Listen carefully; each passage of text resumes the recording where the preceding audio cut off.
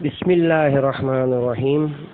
السلام علیکم۔ یہ کاشان بصیرت کا آڈیو بک سیکشن ہے۔ ہم جو کتاب پڑھ رہے ہیں اس کا نام ہے عبرت انگیز واقعات، تالیف آیت اللہ سید محمد حسین تہرانی، جمع آوری سید مہدی شمس الدین، مترجم سجاد حسین کامرانی صاحب، تصحیح فیضیاب رضوی صاحب۔ اب ہم کتاب کا لاسٹ پارٹ یعنی پارٹ نمبر 14 پڑھیں گے۔ پیغمبر اکرم صلی اللہ علیہ وسلم کی شفاعت۔ محمد بن ابراہیم بن قصیر نے کہا کہ ہم ابو نواس حسن بن ہانی کی عیادت کے لیے گئے اور اسی مرض میں وہ فوت ہو گیا۔ عیسیٰ بن موسیٰ ہاشمی نے اس سے کہا کہ اے ابو علی، تو دنیا کے آخری دن اور آخرت کے پہلے دن میں ہے۔ وہ کردار اور وہ گناہ جو تیرے اور اللہ تعالیٰ کے درمیان ہیں اور جو لغزشیں اور خطائیں تجھ سے سرزد ہوئی ہیں، اب خدا سے ان کے بارے میں توبہ کر۔ ابو نواس نے کہا مجھے بیٹھاؤ۔ جب اس کو بیٹھایا گیا تو اس نے کہا کہ تو مجھے خدا سے ڈراتا ہے۔ حماد بن سلمہ نے ثابت بنانی سے اور اس نے انس بن مالک سے روایت کی ہے کہ اس نے مجھے بتایا ہے کہ رسول اکرم صلی اللہ علیہ وسلم نے فرمایا کہ ہر پیغمبر کے لیے حق شفاعت ہے، اور میں نے اپنے حق شفاعت کو اپنی امت کے گناہان کبیرہ کے ارتکاب کرنے والوں کے لیے قیامت کے دن کے لیے ذخیرہ کر رکھا ہے۔ کیا تو یہ خیال نہیں کرتا کہ میں ان میں سے نہیں ہوں؟ امام حسین علیہ السلام کی قبر پر جابر کا آنا۔ امیش نے عطیہ اونی کوفی سے نقل کیا ہے کہ میں جابر بن عبداللہ انصاری کے ہمراہ ابا عبداللہ الحسین ابن علی بن ابی طالب علیہ السلام کی زیارت کے لیے کربلا روانہ ہوا۔ جب ہم کربلا میں داخل ہوئے تو جابر بن عبداللہ انصاری نے فرات کے کنارے غسل کیا۔ اس کے بعد ایک لنگی کو کمر کے ساتھ باندھا اور دوسرے کپڑے کو عبا کے طور پر اپنے کندھوں پر ڈالا۔ جیب سے عطر نکالا اور اسے اپنے کپڑوں پر چھڑکا۔ وہ ہر قدم پر ذکر خدا کر رہے تھے یہاں تک کہ ہم قبر کے نزدیک پہنچے۔ تاریخ اور احادیث کے مطابق جابر زندگی کے آخری ایام میں نابینا ہو گئے تھے۔ عطیہ کا بیان ہے کہ جابر نے مجھ سے کہا کہ میرا ہاتھ پکڑ کر قبر حسین پر رکھ دو۔ میں نے جابر کا ہاتھ پکڑ کر قبر پر رکھا۔ جیسے ہی ان کا ہاتھ قبر پہ پہنچا تو بے ہوش ہو کر قبر پر گر پڑے۔ میں نے تھوڑا سا پانی ان کے چہرے پر چھڑکا۔ جب ان کو افاقہ ہوا تو 3 مرتبہ کہا یا حسین یا حسین یا حسین۔ اس کے بعد کہا کہ کیوں ایک دوست دوسرے دوست کے سوال کا جواب نہیں دیتا۔ اس کے بعد کہا ہاں تو کیسے جواب دے جبکہ تیری گردن کی رگیں جدا ہو چکی ہیں اور تیرے سر اور بدن کے درمیان جدائی ہو چکی ہے۔ میں گواہی دیتا ہوں کہ تو خاتم النبیین کا بیٹا ہے اور فرزند تقوی اور ہدایت ہے، خامس اصحاب قصہ اور سید النقبہ ہے، اور فاطمہ زہرا سیدۃ النساء کا بیٹا ہے۔ اور کیوں تو اس طرح نہ ہوتا در حالانکہ تو نے انبیاء کے سردار کے ہاتھ سے غذا حاصل کی تھی اور امام متقیان کے زیر سایہ پرورش پائی تھی اور سینہ ایمان سے دودھ حاصل کیا تھا۔ واہ واہ کس قدر پاک و پاکیزہ تھی تیری زندگی، واہ واہ کس قدر پاک و پاکیزہ تھی تیری موت، مگر یہ کہ تیری جدائی سے مومنوں کے دل غمگین اور پریشان ہیں۔ تیرے بہترین احوال جن کو خدا نے تیرے لیے پسند فرمایا، ان میں شک و تردد کی گنجائش نہیں ہے۔ آل محمد علیہ السلام کے دوست۔ کرمند راون اور اصفہان کے درمیان ایک بستی ہے۔ کرمند کا رہنے والا ایک شخص امام رضا علیہ السلام کے ہمراہ ایک سفر میں خراسان کی طرف جا رہا تھا اور امام کا ساربان تھا، وہ اہل سنت میں سے تھا۔ جب اس نے خراسان سے واپس لوٹنے کا ارادہ کیا تو امام کی خدمت میں عرض کیا، اے فرزند رسول، اپنے خط مبارک میں سے کچھ تحریر مجھے عطا فرمائیں تاکہ بطور تبرک میرے پاس ہو۔ امام نے اس کے لیے خط اس طرح تحریر کیا، آل محمد کا دوست بن اگرچہ تو فاسق ہے، ان کے دوستوں کا دوست بن اگرچہ وہ فاسق ہوں۔ راوندی نے کہا حضرت کا وہ خط لے کر وہ خط کرمند کے بعض لوگوں کے پاس موجود ہے۔ بہشت کی کھجور سے فاطمہ کا نطفہ۔ رسول اکرم صلی اللہ علیہ وسلم نے فرمایا جب مجھے آسمان کی معراج کرائی گئی تو جبرائیل نے میرے ہاتھ کو پکڑا اور بہشت میں لے گئے۔ بہشت کی تازہ کھجور مجھے دی جو میں نے کھائی، وہ تازہ کھجور میرے صلب میں نطفے کی صورت میں تبدیل ہوئی، اور جب میں زمین پر واپس لوٹا تو میں نے خدیجہ سے مباشرت کی اور خدیجہ فاطمہ سے حاملہ ہوئی۔ بس فاطمہ انسانی شکل میں ایک حور ہے۔ میں جس وقت بھی جنت کی خوشبو کا مشتاق ہوتا ہوں تو اپنی بیٹی کی خوشبو سونگھ لیتا ہوں۔ بہشت میں راضیہ مرضیہ۔ رسول اکرم صلی اللہ علیہ وسلم نے فرمایا جب پروردگار نے مجھے 7 آسمانوں کی سیر کرائی تو جبرائیل نے میرے ہاتھ کو پکڑا اور بہشت کے مخمل کے فرشوں میں سے ایک فرش پر مجھے بیٹھایا اور مجھے ایک دانہ دیا۔ میں نے اسے 2 ٹکڑے کیا کہ اچانک ایک حور ان کے درمیان سے برآمد ہوئی اور میرے سامنے کھڑے ہو کر عرض کیا السلام علیکہ یا محمد، السلام علیکہ یا احمد، السلام علیکہ یا رسول اللہ۔ میں نے کہا وعلیکم السلام، تو کون ہے؟ اس حور نے جواب دیا میں راضیہ مرضیہ ہوں، خداوند جبار نے مجھے 3 چیزوں سے پیدا کیا۔ میرے بدن کا بالائی حصہ کافور سے ہے اور درمیانی حصہ عنبر سے ہے اور نچلا حصہ مشک سے ہے۔ خداوند تعالیٰ نے میرے وجود کو آب حیوان سے خمیر کیا تھا اور پھر پروردگار نے مجھ سے فرمایا کہ تو باقی رہ، اسی لیے میں آپ کے بھائی اور وصی علی بن ابی طالب علیہ السلام کے لیے ہوں۔ یہ واقعہ اور اس قسم کے دوسرے واقعات بہشت کے وجود پر دلالت کرتے ہیں اور ان مطالب اور واقعات کے الٹ جہنم پر صادق آتے ہیں۔ بہشت میں درخت۔ طوبہ بہشت میں ایک درخت ہے جو امیر المومنین صلوات اللہ علیہ کے گھر میں ہے، اور کوئی شیعہ ایسا نہیں ہوگا جس کے گھر میں اس کی شاخوں میں سے ایک شاخ نہ ہو، اور یا اس کے پتوں میں سے ایک پتا جس کے سائے کے نیچے امتی آرام کریں گے۔ بہشت میں ہم سفر۔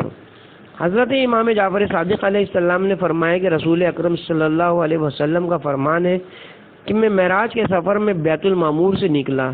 اس دوران 2 نہریں میری اطاعت میں جاری ہوئیں۔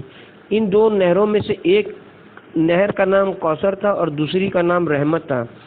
میں نے نہر کوثر سے پانی پیا اور نہر رحمت سے غسل کیا، پھر ان 2 نہروں پر چلتے چلتے میں بہشت میں داخل ہوا۔ جب میں بہشت میں داخل ہوا تو میں نے دیکھا کہ اس کے اطراف اور کناروں پر میرا گھر اور میری ازواج کے گھر ہیں، اور میں نے دیکھا کہ اس کی مٹی مثل مشک کے ہے، اور میں نے دیکھا کہ ایک کنیز بہشت کی نہروں میں مشغول تھی اور پانی سے خود کو دھو رہی تھی۔ میں نے سوال کیا کہ اے کنیز تو کس کی خاطر تھے؟ اس نے کہا میں زید بن حارثہ کے لیے ہوں، اور جب صبح ہوئی تو میں نے زید کو یہ خوشخبری سنائی۔ درخت طوبہ حضرت زہرا کا مہر ہے۔ جابر نے حضرت باقر سے نقل کیا ہے کہ انہوں نے اپنے والد سے اور انہوں نے اپنے والد بزرگوار سے نقل کی ہے کہ ایک دن رسول خدا صلی اللہ علیہ وآلہ وسلم بیٹھے ہوئے تھے کہ ایمن داخل ہوئی۔ انہوں نے اپنی چادر اور رپوش کے نیچے کوئی چیز چھپائی ہوئی تھی۔ رسول خدا نے دیکھا تو فرمایا اے ایمن اپنی چادر کے نیچے کیا رکھتی ہو؟ ایمن نے عرض کیا اے اللہ کے رسول فلاں عورت کی بیٹی کی شادی ہوئی ہے، اور جو چیزیں اس پر نچھاور کی گئی ان چیزوں میں سے کچھ کو میں نے اٹھایا۔ اس کے بعد ایمن نے رونا شروع کیا۔ رسول خدا نے فرمایا کیوں روتی ہو؟ ایمن نے عرض کیا آپ کی بیٹی فاطمہ کی تجویز ہوئی لیکن اس پر کوئی چیز تصدق نہیں کی گئی۔ رسول خدا نے فرمایا مت رو، مجھے اس ذات کی قسم جس نے مجھے مبشر و نذیر پیغمبر بنایا، فاطمہ کی تجویز کے وقت جبرائیل و میکائیل اور اسرافیل ہزاروں فرشتوں کے ساتھ موجود تھے۔ خداوند عالم نے درخت طوبہ، موتی، زمرد اور یاقوت و عطر کو ان پر نچھاور کیا، اور فرشتوں نے ان پر نچھاور کی گئی کچھ چیزوں کو اٹھایا۔ وہ نہیں جانتے تھے کہ ان کو کیا کریں۔ خداوند تعالیٰ نے درخت طوبہ کو مہر کے طور پر فاطمہ کو بخش دیا۔ درخت طوبہ علی ابن ابی طالب علیہ السلام کے گھر میں ہے۔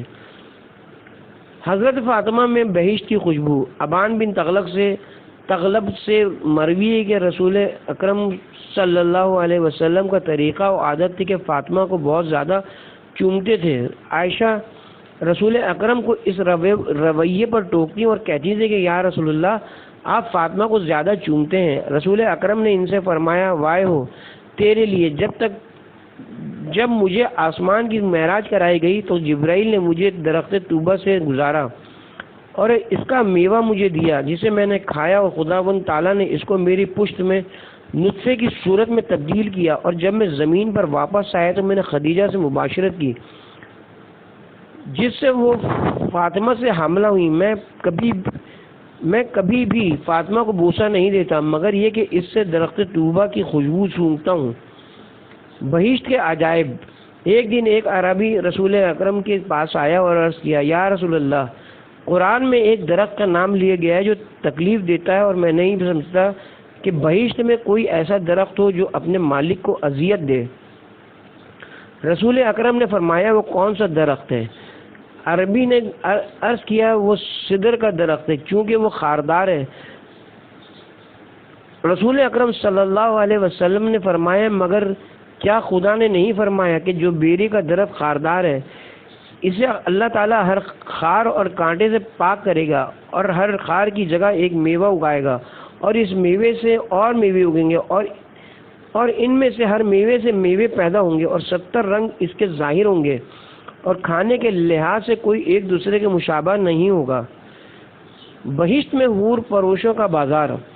جامع الاخبار میں امیر المومنین علیہ السلام سے منقول ہے کہ رسول اکرم صلی اللہ علیہ وسلم نے فرمایا بہشت میں ایک بازار ہے کہ جہاں مرد اور عورتوں کے علاوہ کسی قسم کی خرید و فروخت نہ ہوگی۔ جو شخص جس صورت کی خواہش رکھتا ہوگا وہ اس بازار میں داخل ہوگا، اور وہاں خوش صورت اور دلکش حور العین جمع ہوں گی، اور لوگوں کو ایسی شیرینی آواز کے ساتھ پکاریں گے کہ لوگوں نے ایسی آواز نہ سنی ہوگی، اور اس طرح کہیں گے ہم ہمیشہ خوش و خرم ہیں اور کبھی غمگین اور پریشان نہیں ہوتی، ہم سیر و شاداب ہیں اور کبھی بھوکی نہیں ہوتی، ہم ہمیشہ لباس میں رہتی ہیں کبھی برہنہ نہیں ہوتی، ہم زندہ و جاوید ہیں اور کبھی بھی نہیں مریں گی، ہم ہمیشہ خوش و خرم ہیں کبھی غمگین نہیں ہوتی، ہم ایک ہی جگہ رہتی ہیں اور کبھی ادھر ادھر نہیں ہو جاتی۔ پس خوشابہ حال اس کا جو ہمارے لیے ہوگا اور ہم اس کے لیے ہوں گی۔ ہم نیک سیرت اور نیک صورت عورتیں ہیں اور ہمارے شوہر نیک اور کریم افراد ہوں گے۔ بہشت ہمیشہ رہنے کی جگہ ہے۔ علی بن محمد بن قتیبہ نیشاپوری نے ابو زکریا یحییٰ بن ابی بکر سے روایت کی ہے کہ نظام نے ہشام بن حکم سے کہا اہل بہشت میں ہمیشہ نہیں رہیں گے، کیونکہ اس صورت میں ان کی بقا خدا کی بقا کی مثل لازم آتی ہے، اور محال ہے کہ کوئی خدا کی بقا کی مثل بقا رکھتا ہو۔ ہشام نے کہا اہل بہشت باقی رہیں گے علت مبقیہ کی وجہ سے، کیونکہ ان کو باقی رکھنے والا خدا ہے، لیکن خدا کی بقا بغیر کسی علت اور سبب کے ہے، لہذا ان کی بقا خدا کی بقا کی مثل نہیں ہے۔ نظام نے کہا یہ محال ہے کہ کوئی ہمیشہ رہے۔ ہشام نے کہا باقی نہ رہنے کی صورت میں تو آخر ان کا انجام کیا ہوگا؟ نظام نے کہا ان کو کمزوری اور سستی لاحق ہوگی۔ ہشام نے کہا کیا تجھ تک قرآن کی یہ آیت پہنچی ہے، یعنی جنت میں تمہارے لیے ہر چیز موجود ہے جس کی تم خواہش کرو گے، سورہ فصلت آیت نمبر 31۔ نظام نے کہا ہاں۔ ہشام نے کہا اگر بہشتی لوگ بقا اور ہمیشہ رہنے کی خواہش کریں اور خدا سے ہمیشہ رہنے کی درخواست کریں تو پھر کس طرح ہے؟ نظام نے کہا اس طرح کا خیال خدا ان میں پیدا نہیں کرے گا اور اس طرح کا الہام ان کو نہیں ہوگا۔ ہشام نے کہا اگر اہل بہشت میں سے ایک شخص نے ایک میوے کی طرف نگاہ کی اور اس میوے کی طرف ہاتھ دراز کیا کہ اسے توڑے، اور درخت اپنے میووں کے ساتھ اس کے نزدیک ہوا اور جھک گیا، کیونکہ روایت میں ہے کہ بہشتی میووں کو توڑنے کے لیے درخت کے اوپر جانے کی ضرورت پیش نہیں آئے گی، بلکہ جو شخص جس میوے کی خواہش کرے گا وہ درخت اس کے اتنا نزدیک آئے گا اور جھکے گا کہ آسانی سے اس کے ہاتھ اس میوے تک پہنچ سکیں اور انہیں توڑ سکے۔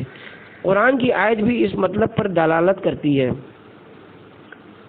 اس دوران اس نے پہلے سے رخ موڑ لیا اور اس نے ایک دوسرے میوے کی طرف نگاہ کی جو اس سے بہتر تھا۔ اس نے بائیں ہاتھ کو اس کو توڑنے کے لیے دراز کیا کہ اچانک وہی کمزوری اور سستی سے لاحق ہوئی، جبکہ اس کے دو ہاتھ دو درختوں کے ساتھ معلق ہو چکے تھے اور درخت بھی اپنی جگہ پر واپس چلے گئے اور یہ بہشتی اب درخت کی بلندی پر لٹکا ہوا ہے۔ کیا تو نے سنا ہے کہ بہشت میں کوئی شخص لٹکا ہوا ہوگا؟ نظام نے کہا یہ تو محال ہے۔ ہشام نے کہا جو تو کہتا ہے وہ اس سے بھی محال تر ہے کہ کچھ لوگ پیدا ہوں گے اور ایک عرصے زندگی گزارنے کے بعد بہشت میں داخل ہوں گے اور پھر تو مرد جاہل ان کو بہشت میں موت دیتا ہے، اور شاید اسی وجہ سے بہشت کو جس قسم کی بھی ہو جنت الخلد یعنی ہمیشگی اور باقی رہنے والی جنت کہا گیا ہے۔ نیک کافروں کا عذاب۔ عبید اللہ بن ولید وصافی نے حضرت امام محمد باقر علیہ السلام سے روایت کی کہ ایک مومن مرد ایک جابر حاکم اور ظالم مملکت کے زیر تسلط تھا کہ جس کے حقوق کی طرف تجاوز کیا جاتا تھا اور جس کی توہین کی جاتی تھی، لہذا اس نے وہاں سے دارالشرک کی طرف فرار کیا اور ایک مشرک کے گھر میں داخل ہوا۔ اس مشرک نے اس کی حمایت کی اور محبت و مہربانی سے پیش آیا اور اس کی مہمان نوازی کی۔ جب اس مشرک کی موت کا وقت پہنچا تو خداوند عز و جل نے اس کی طرف وہی بھیجی کہ مجھے اپنے عزت و جلال کی قسم، اگر میری بہشت میں تیرے لیے جگہ ہوتی تو اس میں تجھے جگہ دیتا، لیکن میری بہشت ہر اس شخص پر حرام ہے جو حالت شرک میں مر جائے۔ لیکن خدا آتش جہنم کو خطاب فرمائے گا کہ اسے تکلیف اور اذیت نہ دے، صبح و شام اس کی روزی اور رزق اس تک پہنچے گا۔ راوی یہ حدیث عبید اللہ وصافی نے کہا میں نے سوال کیا کہ کیا اس کی روزی اور رزق بہشت سے لایا جائے گا؟ حضرت نے فرمایا جہاں سے خدا چاہے گا۔ رسول اکرم صلی اللہ علیہ وسلم کا عورتوں کے عذاب سے غمگین ہونا۔ شیخ صدوق نے ورائق سے، انہوں نے اسدی سے، انہوں نے سہیل سے، انہوں نے عبدالعظیم حسنی سے، انہوں نے محمد بن علی سے، انہوں نے اپنے پدر بزرگوار سے، انہوں نے امام رضا سے، انہوں نے اپنے پدر بزرگوار سے اور انہوں نے امیر المومنین سے روایت کی ہے کہ میں اور فاطمہ رسول اکرم کے پاس گئے، ہم نے دیکھا کہ حضرت شدت سے رو رہے ہیں۔ میں نے عرض کیا یا رسول اللہ، میرے ماں باپ آپ پر قربان ہو جائیں، کیوں رو رہے ہیں؟ رسول اکرم صلی اللہ علیہ وسلم نے فرمایا اے علی، جس رات مجھے معراج کرائی گئی تو میں نے اپنی امت کی عورتوں کو سخت قسم کے عذاب میں مبتلا دیکھا۔ ان کی حالت دیکھ کر میں سخت پریشان ہوا اور ان پر ہونے والے سخت عذاب کو دیکھ کر میں رو دیا۔ نمبر 1، میں نے ایک عورت کو دیکھا جو اپنے سر کے بالوں سے لٹکی ہوئی تھی، اس کا مغز ابل رہا تھا اور جوش مار رہا تھا۔ نمبر 2، میں نے ایک عورت کو دیکھا جو اپنی زبان سے لٹکی ہوئی تھی اور جہنم کا گرم پانی اس کے حلق میں ڈالا جا رہا تھا۔ نمبر 3، میں نے ایک عورت کو دیکھا جو اپنے پستانوں سے لٹکی ہوئی تھی۔ نمبر 4، میں نے ایک عورت کو دیکھا جو اپنے بدن کے گوشت کو کھا رہی تھی اور اس کے نیچے سے آگ بھڑکائی جا رہی تھی۔ نمبر 5، میں نے ایک عورت کو دیکھا جس کے دونوں پاؤں ہاتھوں سے بندھے ہوئے تھے، سانپ اور بچھو اس پر مسلط کیے گئے تھے۔ نمبر 6، میں نے ایک عورت کو دیکھا جو اندھی، گونگی اور بہری تھی، آگ کے بنے ہوئے صندوق میں پڑی تھی اور اس کا مغز دونوں نتنوں سے خارج ہو رہا تھا، اس کا بدن برس و جذام کی بیماری کی وجہ سے ٹکڑے ٹکڑے ہو چکا تھا۔ نمبر 7، میں نے ایک عورت کو دیکھا جو اپنے دونوں پاؤں سے آتش جہنم کے تنور میں لٹکی ہوئی تھی۔ نمبر 8، میں نے ایک عورت کو دیکھا جو اپنے بدن کی کھال کو آگے اور پیچھے سے آگ کی کینچی سے کاٹ رہی تھی۔ نمبر 9، میں نے ایک عورت کو دیکھا جس کا چہرہ اور دونوں ہاتھ آگ میں جل رہے تھے اور وہ اپنی آنتوں کو کھا رہی تھی۔ نمبر 10، میں نے ایک عورت کو دیکھا جس کا سر خنزیر کے سر کی طرح اور بدن گدھے کے بدن کی طرح تھا اور وہ ہزار قسم کے عذاب میں مبتلا تھی۔ نمبر 11، میں نے ایک عورت کو دیکھا جس کی شکل کتے کی طرح تھی اور آگ اس کے دبر سے داخل ہو کر منہ سے نکل رہی تھی۔ ملائکہ عذاب اس کے سر اور بدن پر آگ کے گرزوں سے مار رہے تھے۔ فاطمہ سلام اللہ علیہ نے عرض کیا، اے میرے والد بزرگوار، اے میری آنکھوں کے نور کو تازگی اور روشنی عطا کرنے والے، اے اللہ کے رسول، ان عورتوں کا کردار کیا تھا کہ خداوند تعالیٰ نے ان کو مختلف قسم کے عذاب میں مبتلا کیا؟ رسول اکرم نے فرمایا، اے میری بیٹی، ایک وہ عورت جو اپنے بالوں سے لٹکی ہوئی تھی، وہ عورت ہے جو اپنے بالوں کو لوگوں سے نہیں چھپاتی تھی۔ 2، وہ عورت جو اپنی زبان سے لٹکی ہوئی تھی، وہ عورت ہے جو اپنی زبان سے اپنے شوہر کو اذیت دیتی تھی۔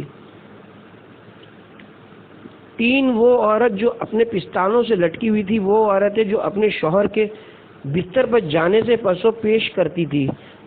4، وہ عورت جو اپنے بدن کے گوشت کو کھا رہی تھی، وہ عورت ہے جو لوگوں کے لیے بناؤ سنگار کرتی تھی۔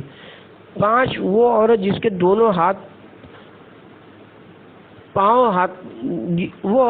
دونوں پاؤں ہاتھوں سے بندھے ہوئے تھے اور سانپ اور بچھو اس پر مسلط تھے، وہ عورت ہے جس کے وضو کا پانی اور لباس کثیف ہوتا تھا اور جنابت و حیض کے بعد غسل نہیں کرتی تھی اور اپنے آپ کو پاک نہیں کرتی تھی اور نماز کو ہلکا سمجھتی تھی۔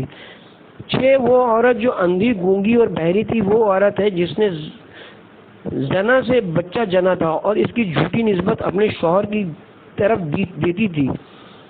7، وہ عورت جو دونوں پاؤں سے جہنم میں لٹکی ہوئی تھی، وہ عورت ہے جو اپنے شوہر کی اجازت کے بغیر گھر سے باہر آتی جاتی تھی۔ 8، وہ عورت جو اپنے بدن کو آگ کی قینچی سے کاٹ رہی تھی، وہ عورت ہے جو خود کو مردوں کے سامنے پیش کرتی تھی۔